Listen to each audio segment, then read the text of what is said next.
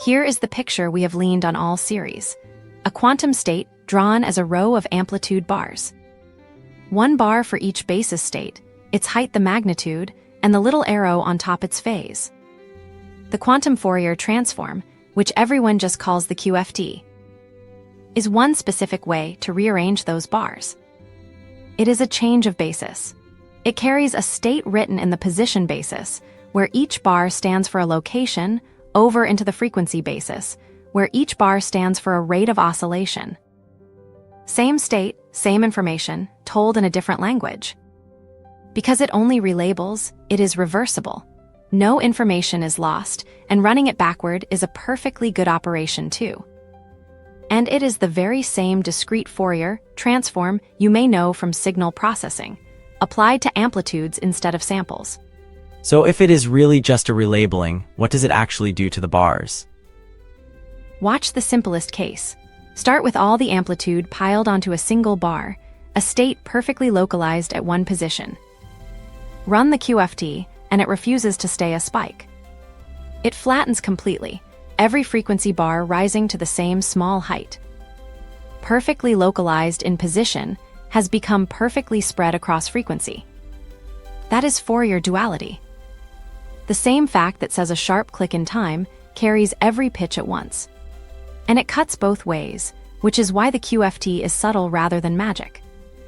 The thing you actually want to know is usually smeared across the entire register, not sitting in one bar you can read. So the game is never to just glance at an amplitude. The game is to arrange the bars so that when you transform, interference gathers everything you care about into a single tall peak, and that peak is the thing you measure. Now the one property that every famous quantum algorithm is built on. Feed the QFT, a state that is periodic. In position, a comb with a tooth every so many slots and nothing in between.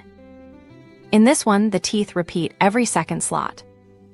Transform it, and the comb does not blur into mush. It becomes another comb, this time in frequency. But the spacing turns inside out. Teeth sitting close together in position land far apart in frequency. Turns inside out how exactly? Reciprocally. If the period in position is the symbol R, then the peaks in frequency are spaced by the register size divided by R itself. Take our register of 8 slots. A comb with a tooth every 2 slots transforms to peaks spaced by 8/2, which is 4, 1 peak at slot 0, 1 at slot 4.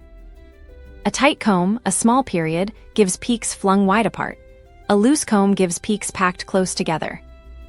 So a period you could never read directly has become a spacing you can read straight off the frequency bars.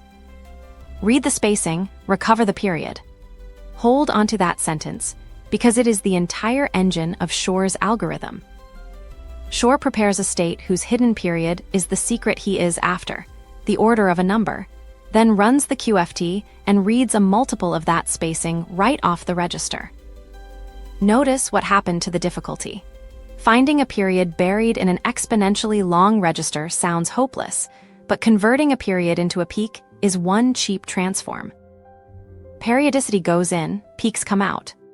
That one reciprocity is the whole trick. The definition of the QFT is a matrix, one clean formula that fills in every entry with a root of unity. But a matrix is not something you run on qubits, a circuit is. And the circuit is startlingly cheap.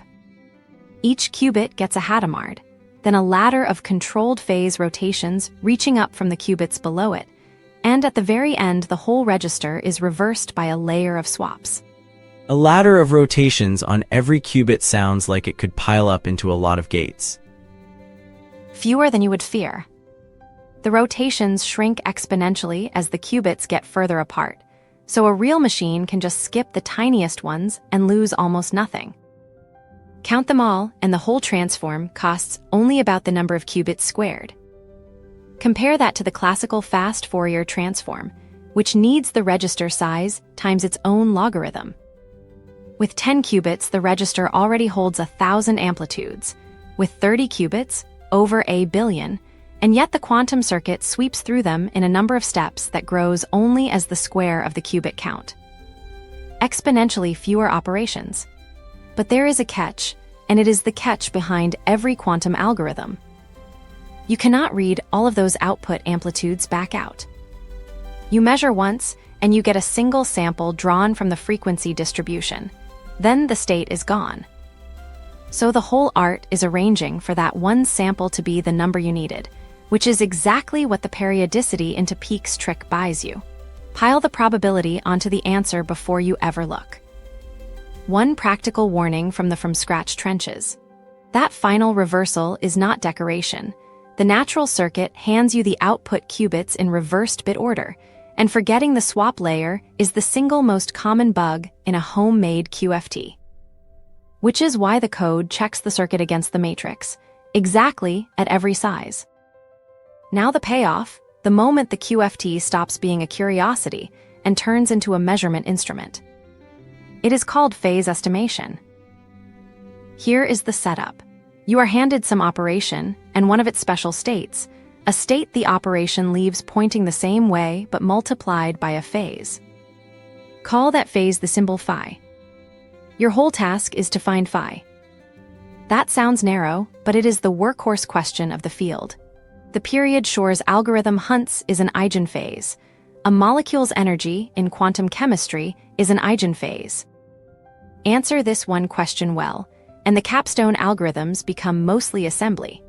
How do you measure a phase you cannot even see? You build a ruler out of qubits.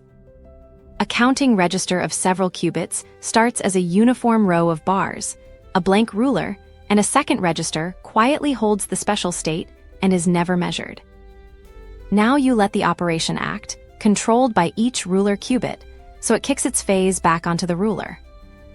That paints a pattern of phase arrows across the bars, and that pattern is precisely the Fourier signature of phi. Run the inverse QFT, and it decodes the pattern into a number. The bars collapse to one tall spike, and where the spike lands is your estimate of phi. When the phase fits the ruler exactly, the interference is perfect. All the probability lands on a single bar, and the reading is dead cert. Ask for a phase of 3/8 on a ruler of 4 qubits, and the spike sits precisely on 3/8, no randomness at all. Most phases are not so obliging. Ask for 1/3, which no finite ruler can represent, and you no longer get a clean spike. You get a sharp peak at the nearest bar, with small tails on either side. Widen the ruler with more qubits, and the peak marches closer to the true value and grows sharper. More precision, paid for with a longer ruler.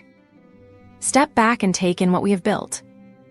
The QFT is a cheap change of basis that turns a hidden period into a visible frequency. Phase estimation wraps that into an instrument. Lay out a blank ruler, let an operation write its phase into the ruler's relative phases, run the inverse QFT, and read the number straight off. Exact when the phase fits the register, and a tight, honest distribution when it does not. Two pieces, and together they make a frequency finder for the quantum world. And this is the thing that breaks encryption. This is the machine sitting underneath it. Factoring a large number comes down to finding the period of a simple repeating operation. Multiply by some number, again and again, wrapping around modulo another. That period turns out to be exactly an eigenphase of that operation, and reading an eigenphase is exactly the instrument we just built. So order finding is phase estimation aimed at the right operator, and almost all of Shor's algorithm is now just assembly. What remains is building that multiply and wrap operator, plus a little classical number theory to turn the measured phase back into the period. The quantum core is the instrument we built today. Next episode, we set every piece on the table at once and watch it factor a number, the result that put quantum computing on the map. The Fourier transform was the readout all along. Now we aim it at a secret,